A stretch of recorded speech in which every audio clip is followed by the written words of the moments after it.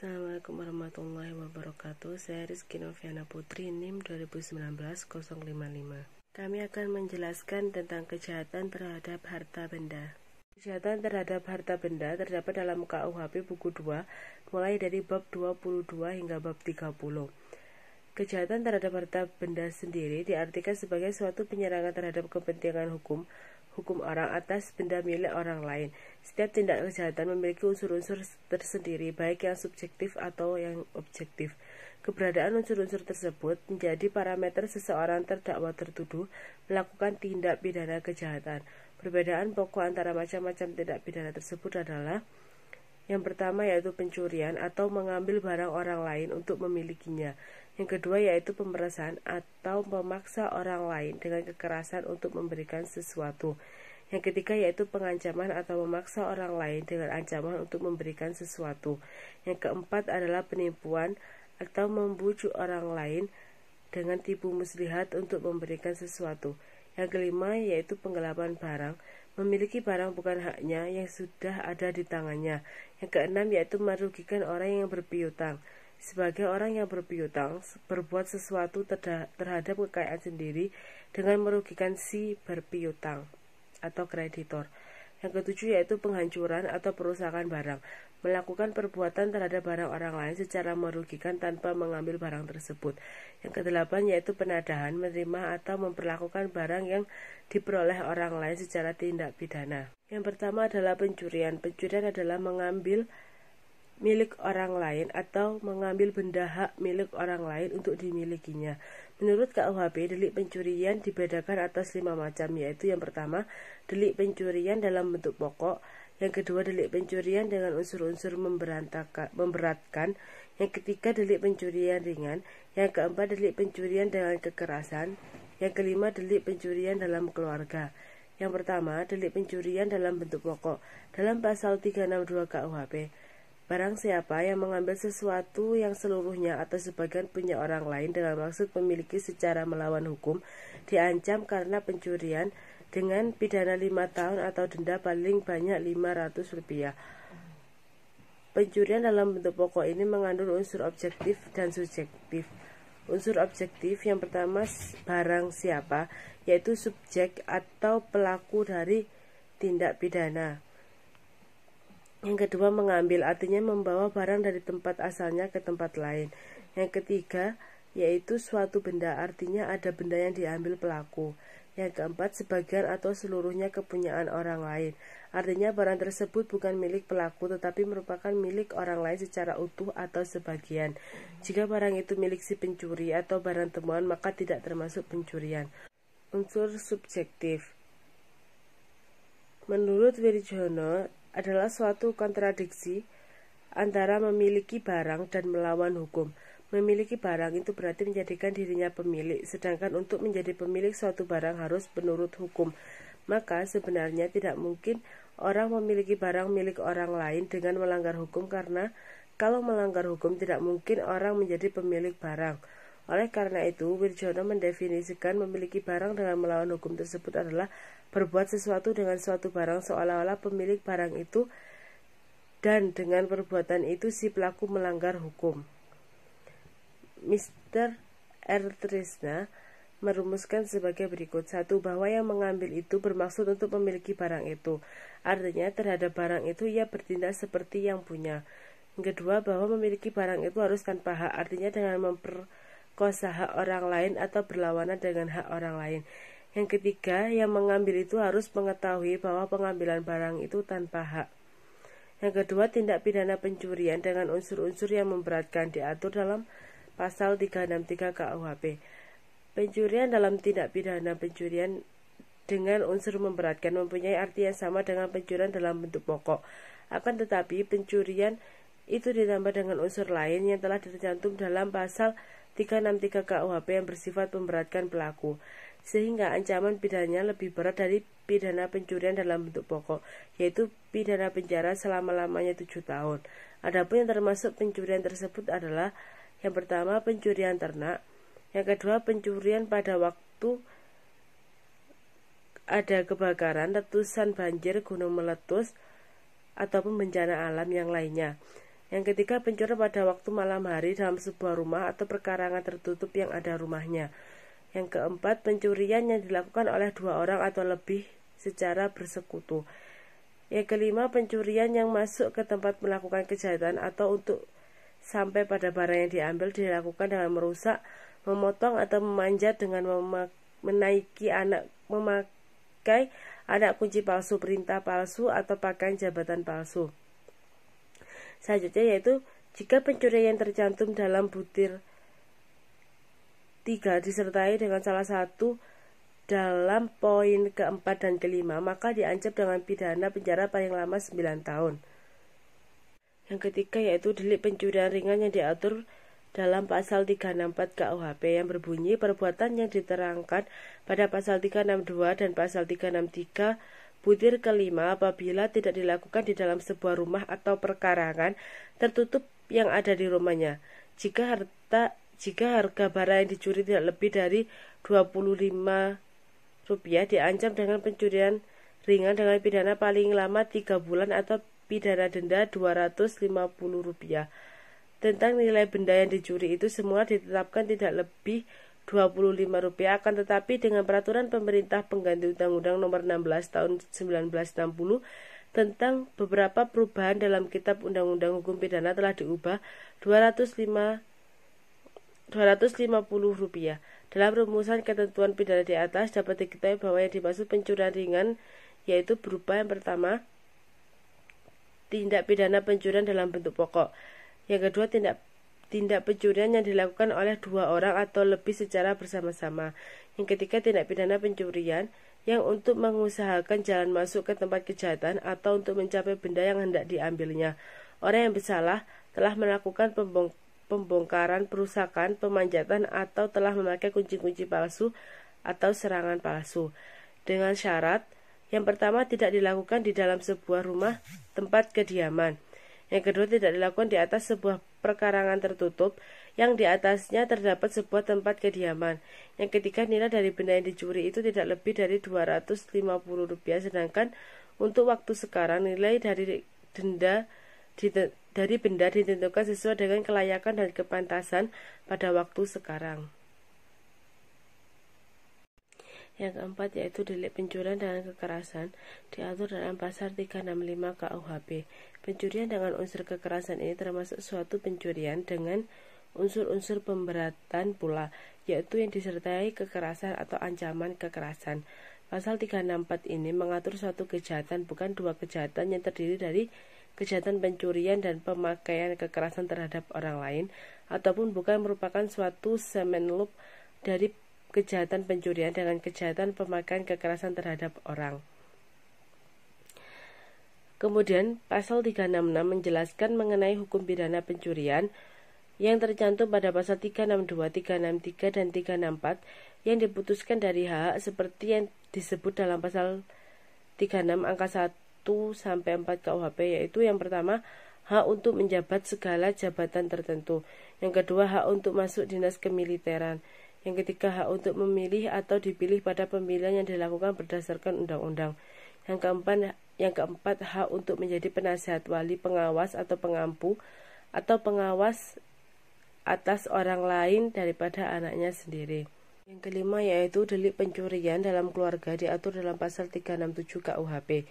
Menurut pasal 367 ayat 2 KUHP, apabila pelaku atau pembantu dari pencurian dari pasal 362, 364, dan 365 adalah suami atau istri dari si korban dan mereka dibebaskan dari kewajiban tinggal bersama atau keluarga saudara semenda, boleh dilakukan penuntutan atas pengaduan si korban pencurian.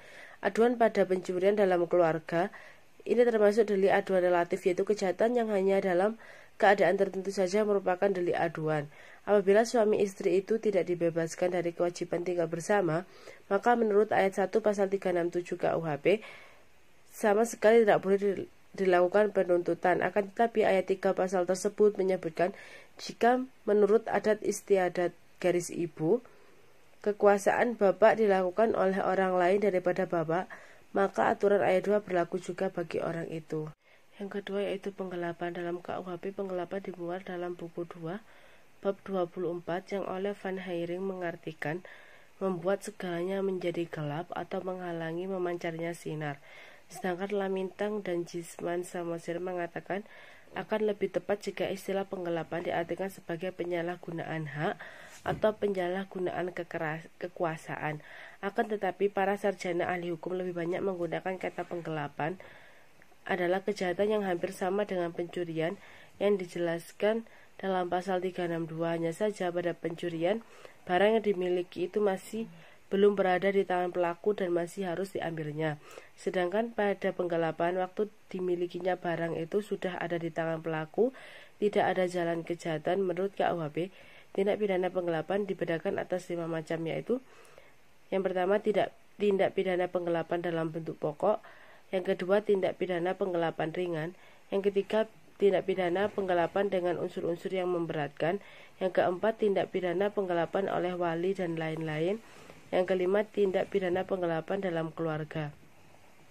Selain macam-macam penggelapan yang telah disebutkan di atas, masih ada tindak pidana lain yang masih mengenai penggelapan, yaitu kejahatan jabatan pada pasal 415 dan pasal 417 yang kini ditarik ke dalam tindak pidana korupsi yang diatur dalam Undang-Undang Nomor 31 tahun 1999 dan UU Nomor 20 tahun 2001. Yang pertama yaitu penggelapan dalam bentuk pokok. Penggelapan dalam bentuk pokok dijelaskan dalam pasal 372, yakni barang siapa dengan sengaja dan melawan hukum memiliki barang yang seluruhnya atau sebagian adalah kepunyaan orang lain, tetapi yang ada dalam kekuasaannya bukan karena kejahatan, diancam karena penggelapan dengan pidana penjara paling lama 4 tahun atau pidana denda paling banyak Rp900. Penggelapan yang dicantumkan dalam pasal di atas oleh R. Susilo disebut dengan penggelapan biasa. Unsur-unsur yang terdapat dalam pasal 372 ini terdiri dari unsur objektif dan subjektif. Yang pertama, unsur subjektif, unsur kesengajaan, memuat pengertian, mengetahui, dan menghendaki. Berbeda dengan tindak pidana pencurian yang tidak dicantumkan unsur kesengajaan atau sebagai salah satu unsur tindak pidana pencurian. Rumusan pasal 372 KUHP mencantumkan unsur kesengajaan pada tindak pidana penggelapan, sehingga dengan mudah orang mengatakan bahwa penggelapan merupakan objek delik atau delik sengaja. Unsur objektif. Poin A, barang siapa seperti yang telah dipaparkan dalam tindak pidana pencurian. Kata barang siapa ini menunjuk orang. Apabila seseorang telah memenuhi semua unsur tindak pidana penggelapan, maka dia dapat disebut pelaku. Yang poin B, menguasai secara melawan hukum bermaksud memiliki. Menteri Kehakiman Pemerintah Kerajaan Belanda menjelaskan maksud unsur ini adalah penguasaan secara sepihak oleh pemegang sebuah benda seolah-olah ia merupakan pemiliknya, bertentangan dengan hak yang membuat benda tersebut berada padanya. Poin C, suatu benda ialah benda yang menurut sifatnya dapat dipindah-pindahkan ataupun dalam prakteknya disebut benda bergerak. Untuk poin D, seluruh atau sebagiannya adalah milik orang lain. Sebagaimana keterangan Simons, penggelapan atas benda yang di sebagian merupakan kepunyaan orang lain itu dapat saja terjadi. Barang siapa atas biaya bersama telah melakukan suatu usaha bersama dengan orang lain, ia tidak boleh menguasai uang milik bersama itu untuk kepentingan sendiri. Poin E, benda yang ada dalam kekuasaannya tidak karena kejahatan, yaitu harus ada hubungan langsung yang sifatnya nyata antara pelaku dengan suatu benda pada tindak pidana penggelapan, misalnya karena dititipkan, dipinjamkan, disewakan, atau digadaikan kepada si pelaku. Yang kedua yaitu penggelapan ringan. Penggelapan ringan diatur pada pasal 373, yaitu penggelapan biasa. Pasal 372, jika yang digelapkan itu bukan binatang ternak atau hewan dan barang yang harganya tidak lebih dari Rp250. Dengan demikian, maka penggelapan barang yang harganya lebih Rp250, penggelapan barang yang tidak dapat dinilai harganya, penggelapan dengan pemberatan pasal 374 dan 375 KUHP, meskipun harga barang yang digelapkan kurang dari 250, itu tidak masuk dalam penggelapan ringan. Unsur-unsur yang terkandung dalam pasal ini, yaitu yang pertama, semua unsur terkandung dalam pasal 372. Yang kedua, unsur khususnya. Objek bendanya bukan ternak. Yang kedua, harga atau nilainya tidak sampai 250. Yang ketiga, bukan penggelapan dalam bentuk berat. Yang ketiga, yaitu penggelapan dalam bentuk diperberat. Dalam pasal 374 dijelaskan bahwa penggelapan yang dilakukan orang yang penguasaannya terhadap orang disebabkan karena hubungan kerja atau karena unsur pencarian atau karena mendapat upah untuk itu diancam dengan pidana 5 tahun. Selain unsur yang terkandung dalam pasal 372 di atas, dalam pasal 374 ini dirumuskan 3 macam hubungan antara si pelaku dengan yang menitipkan barang.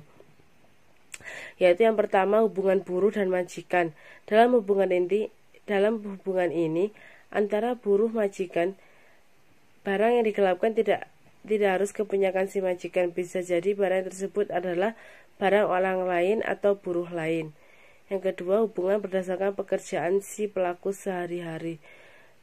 Seseorang pemborong yang menggelapkan barang-barang milik pihak yang memberikan pekerjaan pemborongan misalnya adalah termasuk penggelapan yang berdasarkan pada pekerjaan si pelaku sehari-hari.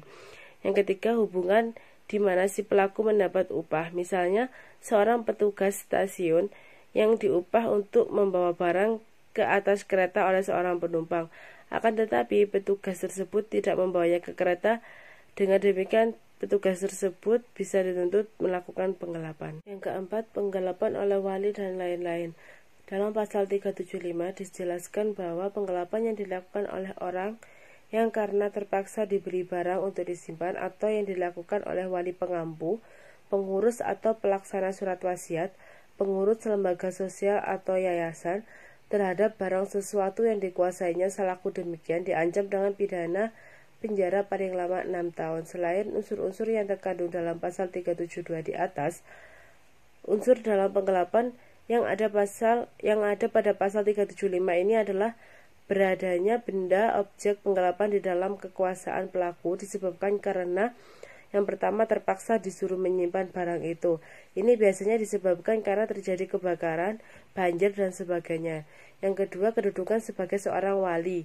Wali yang dimaksud di sini adalah wali bagi anak-anak yang belum dewasa. Yang ketiga, yaitu kedudukan sebagai pengampu. Pengampu yang dimaksud adalah seseorang yang hakim untuk menjadi wali bagi seseorang yang sudah dewasa, akan tetapi orang tersebut dianggap tidak dapat berbuat hukum dan tidak dapat menguasai atau harta bendanya disebabkan ia sakit jiwa atau lainnya. Yang keempat, kedudukan sebagai seseorang kuasa. Seorang kuasa berdasarkan BW adalah orang yang ditunjuk oleh hakim dan diberi kuasa untuk mengurus harta benda seseorang yang telah ditinggalkan oleh pemiliknya tanpa menunjuk seorang wakil pun untuk mengurus harta bendanya itu. Yang kelima, kedudukan sebagai pelaksana surat wasiat. Yang dimaksud adalah seseorang ditunjuk oleh pewaris di dalam surat wasiatnya untuk melaksanakan apa yang dikehendaki oleh pewaris terhadap harta kekayaannya. Yang terakhir yaitu kedudukan sebagai pengurus lembaga sosial atau yayasan. Yang kelima yaitu penggelapan dalam keluarga. Tindak pidana penggelapan dalam keluarga disebut juga delik aduan relatif, di mana adanya aduan merupakan syarat untuk melakukan penuntutan terhadap orang yang oleh pengadu disebutkan namanya di dalam pengaduan.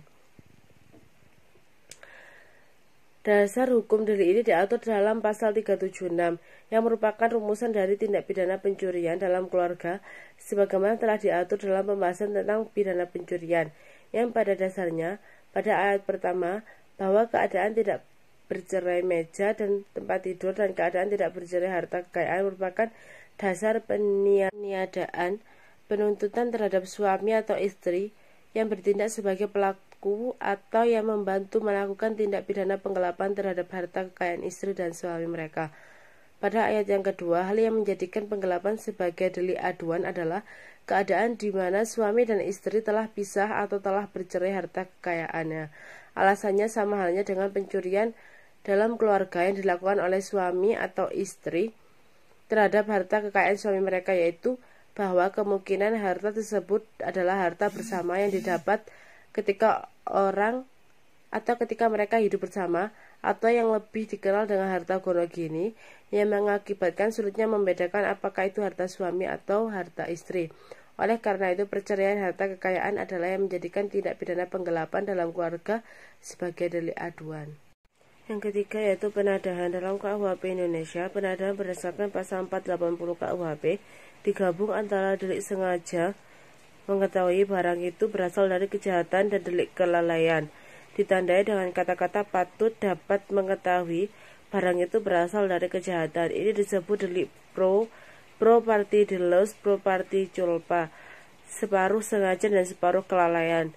Jadi delik ini dapat dilakukan dengan sengaja dan juga dengan alpa atau kelalaian. Jadi jika penadah dapat memperkirakan bahwa barang yang dibeli, ditukar, dan seterusnya itu berasal dari hasil kejahatan karena harganya terlalu murah. Di Belanda, delik penadahan adalah delik sengaja. Penadahan termasuk delik pemudahan karena dengan adanya penadahan memudahkan orang melakukan kejahatan, misalnya pencurian. Jika ada yang menadah, tentu memudahkan orang mencuri karena ada tempat penyaluran hasil curian. Lebih-lebih jika pencurian itu terorganisasikan. Jika ada orang yang menadahi hasil curian mobil, maka komplotan pencuri mobil mudah melakukan pencurian. Yang pertama, unsur-unsur delik dalam pasal mengenai penadahan. Dalam pasal 480 KUHP disebutkan diancam dengan pidana penjara paling lama 4 tahun atau pidana denda paling banyak Rp900. 1. Barang siapa membeli, menyewa, menukar, menerima gadai, menerima hadiah, atau untuk menarik keuntungan, menjual, menyewakan, menukarkan, menggadaikan, mengangkut, menyimpan, atau menyembunyikan sesuatu benda yang diketahui atau sepatutnya harus diduga bahwa diperoleh dari kejahatan penadahan. Kedua, barang siapa menarik keuntungan dari hasil suatu benda yang diketahuinya atau sepatutnya harus diduga bahwa diperoleh dari kejahatan. Unsur-unsur delik yang terdapat dalam pasal 80 adalah barang siapa. Pengertian barang siapa dalam KUHP bukan hanya terdapat orang perseorangan, tetapi juga korporasi, baik badan hukum ataupun bukan badan hukum, untuk mendapat gambaran tentang riset suatu tindak pidana dapat juga dilakukan dengan melihat hal ihwal kepentingan yang hendak dilindungi oleh norma-norma hukum pidana itu. Membeli, menyewa, menukar, menerima gadai, menerima hadiah, atau untuk menarik keuntungan, menjual, menyewakan, menukarkan, menggadaikan, mengangkut, menyimpan, atau menyembunyikan suatu benda. Yang keempat yaitu pemalsuan. Pemalsuan surat pasal 263 KUHP.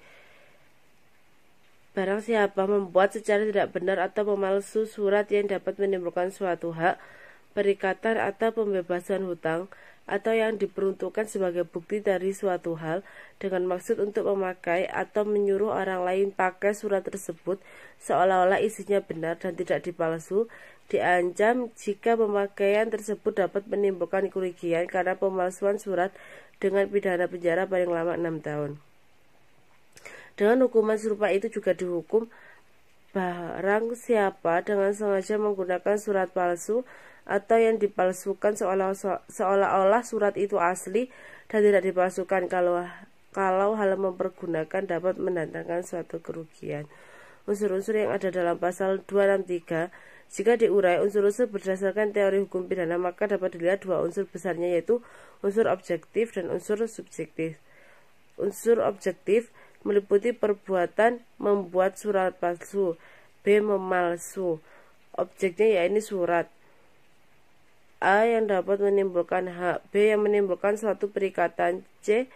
Yang menimbulkan suatu pembebasan hutang, D. Yang diperuntukkan sebagai bukti dari yang suatu hal dapat menimbulkan akibat kerugian dari pemakaian surat tersebut.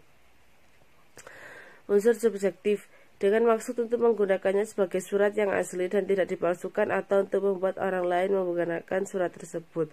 Pertama, barang siapa, yaitu orang per orang terdakwa. Yang kedua, surat, segala sesuatu yang terbentuk surat, tulis tangan, komputer, mesin ketik, atau dicetak, dan sebagainya. Ada 4 jenis surat, yaitu surat yang menimbulkan suatu hak, surat yang menerbitkan suatu perikatan, surat yang menimbulkan pembebasan utang, dan surat yang dibuat untuk membuktikan suatu hal atau keadaan tersebut. Yang ketiga, surat palsu atau memuat sesuatu yang tidak benar. A. Dapat menerbitkan suatu hak, ijazah, tiket tanda masuk, saham.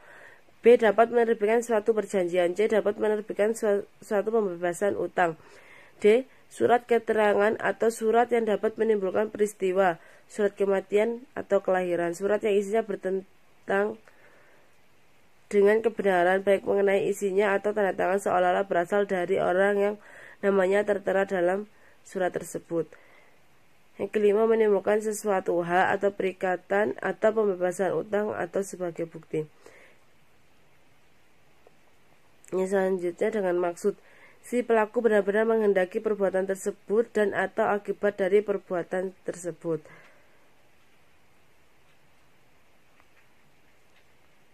Yang keenam, memakai atau menyuruh orang lain. Yang ketujuh, dapat menimbulkan kerugian.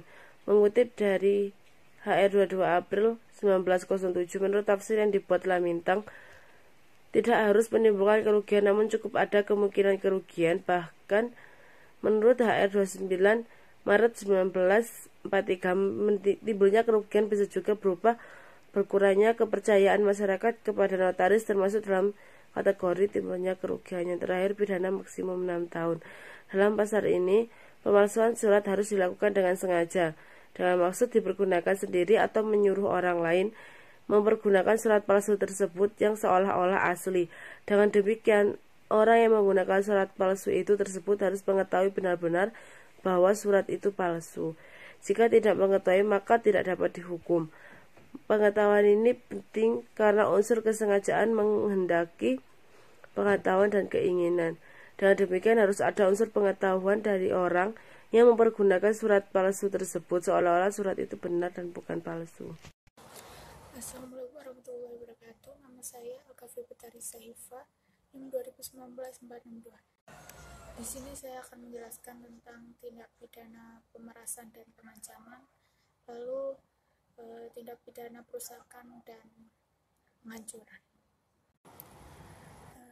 Tindak pidana pemerasan. Tindak pidana pemerasan ini diatur pada pasal 368 KUHP. Ayat pertamanya berbunyi, barang siapa dengan maksud untuk menguntungkan diri sendiri atau orang lain seluruhnya atau sebagian kepunyaan orang lain, atau membuat hutang atau menghapuskan atau meniadakan hutang, diancam karena pemerasan dengan pidana penjara paling lama 9 tahun. Lalu ayat yang kedua, ketentuan pasal 365 ayat 2, 3, dan 4 berlaku bagi kejahatan ini. Di dalam rumusan pasal ini terlihat unsur-unsur yang menentukan atau dapat dipakai sebagai pedoman dalam penuntutan dan penjatuhan pidana, yaitu yang pertama pada ayat 1, unsur yang bersifat subjektif terlihat dari kalimat dengan maksud untuk menguntungkan diri sendiri atau orang lain dengan melawan hukum. Lalu yang kedua, unsur yang bersifat objektif terlihat dari kalimat perbuatan memaksa orang dilakukan dengan kekerasan atau ancaman kekerasan supaya orang itu memberikan sesuatu barang secara melawan hukum, memaksa seseorang dengan kekerasan atau ancaman kekerasan untuk memberikan barang sesuatu yang seluruhnya atau sebagian adalah kepunyaan orang itu atau orang lain, atau supaya memberikan hutang maupun menghapuskan tindak pidana pemerasan. Tindak pidana pemerasan ini diatur dalam pasal 368 KUHP.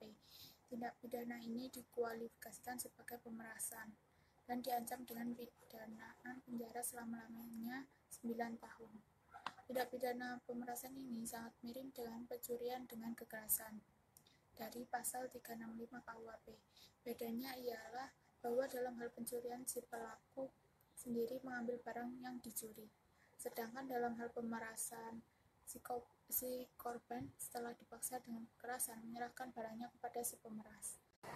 Seperti ini contoh kasusnya, kalau misalnya di tengah jalan raya seorang A ditodong dengan pistol oleh B yang kemudian mengambil sendiri dompet berisi uang dari saku si A, maka yang terjadi ialah pencurian dengan kekerasan dari pasal 365 KUHP. Tapi apabila A ditodong oleh B Dan kemudian atas permintaan B, si A menyerahkan dompetnya berisi uang kepada B. Maka yang terjadi ialah pemerasan dari pasal 368 KUHP. Contoh kasusnya itu kasus pemerasan dengan ancaman penyebaran video pribadi ataupun foto pribadi ke internet. Ancaman mengunggah video pribadi termasuk foto pribadi ke publik ditengarai merupakan modus baru dalam pemerasan di era digital saat ini. Kasus pemerasan dengan ancaman penyebaran video atau foto diyakini banyak terjadi, namun minim laporan. Hal ini disebabkan kekhawatiran korban atas ancaman pelaku. Lalu modus pemerasan dengan ancaman penyebaran video atau foto pribadi juga ditemukan pada beberapa kasus pencurian dengan peretasan atau hacking akun jejaring sosial maupun email seseorang, yang mana terkadang pelaku menemukan kemudian pelaku memeras pemilik akun tersebut dengan ancaman akan disebar video atau foto pribadi korban selaku pemilik akun. Atau mungkin saja pelaku mengirimkan sebuah email atau pesan lainnya secara elektronik kepada korban yang berisi foto atau video pribadi korban. Email atau pesan tersebut dimaksudkan untuk memeras korban secara finansial atau mengancam korban untuk melakukan hal tertentu. Lalu yang selanjutnya, pengancaman. Tindak pidana pengancaman termuat bersama pemerasan dalam satu titel bab 23 buku kedua KUHP, yaitu dalam pasal 369 yang berbunyi ayat pertama, barang siapa dengan maksud untuk menguntungkan diri sendiri atau orang lain secara melawan hukum dengan ancaman pencemaran nama baik dengan lisan maupun tertulis atau dengan diancam dengan pidana penjara paling lama 4 tahun. Lalu ayat yang kedua berbunyi, kejahatan ini dituntut kecuali atas pengaduan orang yang terkena kejahatan akan merahasia, memaksa seseorang supaya memberikan barang sesuatu yang seluruhnya atau sebagian kepunyaan orang itu atau orang lain, atau supaya membuat hutang atau menghapuskan piutang, diancam dengan pidana penjara paling lama 4 tahun. Lalu unsur-unsur yang terdapat pada pasal 369 KUHP ini, yang pertama unsur subjektifnya itu ancaman pencemaran baik dengan lisan maupun tertulis atau lalu unsur objektifnya itu barang atau sesuatu atau hutang itu merupakan unsur objektifnya. Sasaran dari si pelaku sama dengan pemerasan. Yang berbeda ialah cara atau alat yang dipergunakan oleh si pelaku untuk mencari itu. Pada pasal 368 KUHP tentang pemerasan, cara atau alat yang digunakan adalah kekerasan atau ancaman kekerasan. Sedangkan pada pasal 39 KUHP yang atau alat yang digunakan adalah kekerasan atau ancaman kekerasan. Cara atau alatnya adalah ancaman akan menista dengan lisan ataupun tulisan atau membuka rahasia. Perbedaan cara inilah yang kiranya menjadikan alasan bahwa tindak pidana pengancaman hanya diancam dengan pidana lebih ringan daripada tindak pidana pemerasan. Apa sih persamaan pemerasan dan pengancaman? Persamaan ini pada hal ini bahwa dengan pemerasan dan pengancaman maupun dengan penipuan, akibat yang ditujunya itu sama, yaitu agar si korban menyerahkan sesuatu barang atau membuat utang atau menghapuskan suatu piutang. Dan apa sih perbedaannya? Perbedaannya ada pada cara yang dipergunakan oleh si pelaku. Lalu yang selanjutnya, perusakan dan penghancuran benda terdapat pada buku kedua KUHP bab ke-27. Ada 5 macam perusakan dan penghancuran. Lalu yang pertama, perusakan dan penghancuran benda dalam bentuk pokok yang terdapat pada pasal 406 KUHP. Unsur-unsur objektif atau perbuatan di dalam pasal ini, yang pertama, menghancurkan. Maksud dari menghancurkan ini, kerusakan akibat oleh adanya perbuatan menghancurkan adalah sedemikian rupa parahnya sehingga tidak dapat diperbaiki lagi. Lalu yang kedua, kata merusakkan, artinya itu kerusakan benda yang disebabkan oleh perbuatan merusakkan hanya mengenai sebagian dari bendanya. Lalu yang ketiga, membuat tidak dapat dipakai. Mungkin maksud dari kalimat ini mungkin berakibat rusaknya suatu benda, tetapi rusaknya benda ini bukan dituju oleh penindak, melainkan bahwa benda itu tidak dapat lagi dipergunakan sebagaimana maksud benda itu dibuat. Dengan demikian, akibat dari perbuatan suatu benda sehingga benda itu tidak ada lagi. Objektif dan subjektif pada pasal 406 KUHP tentang perusakan dan penghancuran benda dalam bentuk pokok ini, unsur objektifnya adalah suatu benda. Lalu yang kedua, perusakan dan penghancuran benda ringan terdapat pada pasal 407 KUHP yang berbunyi perbuatan-perbuatan yang dirumuskan pasal 406. Yang ketiga, perusakan dengan sengaja terhadap bangunan kereta api dan sebagainya. Pasal 408 KUHP ini berbunyi barang siapa dengan sengaja dan melawan hukum menghancurkan, merusakkan, atau membuat tidak dapat dipakai pidana penjara paling lama 4 tahun. Unsur-unsur dalam pasal 408 ini, unsur objektif yang pertama adalah perbuatannya itu menghancurkan, merusakkan, membuat. Unsur subjektifnya yang pertama dengan sengaja, adanya kehendak untuk melakukan perbuatan yang dilarang dan sadar akan akibat perbuatannya. Yang kedua, melawan hukum. Lalu yang keempat, perusakan karena lalai terhadap bangunan kereta api dan sebagainya terdapat pada pasal 409 KUHP yang berbunyi barang siapa karena kealpaannya menyebabkan bangunan tersebut dalam pasal di atas dihancurkan, dirusakkan, atau dibikin. Lalu yang kelima, perusakan gedung dan kapal terdapat pada pasal 410 KUHP yang berbunyi barang siapa dengan sengaja dan melawan hukum menghancurkan atau membuat tidak dapat dipakai suatu gedung atau kapal dan membuat tidak dapat dipakai. Lalu objeknya itu gedung atau setiap bangunan yang dibuat untuk digunakan bagi segala macam keperluan manusia seperti toko, mal, terminal, pabrik, kapal yang seluruh. Contoh kasusnya seperti demo tolak UU Cipta Kerja, yang dimana banyak demonstran itu merusak fasilitas umum seperti gedung, terus fasilitas umum seperti halte, kantor, dan lain sebagainya. Itu juga dapat dijerat dengan pasal tentang perusakan dan penghancuran benda dalam bentuk pokok yang diatur dalam pasal 406 KUHP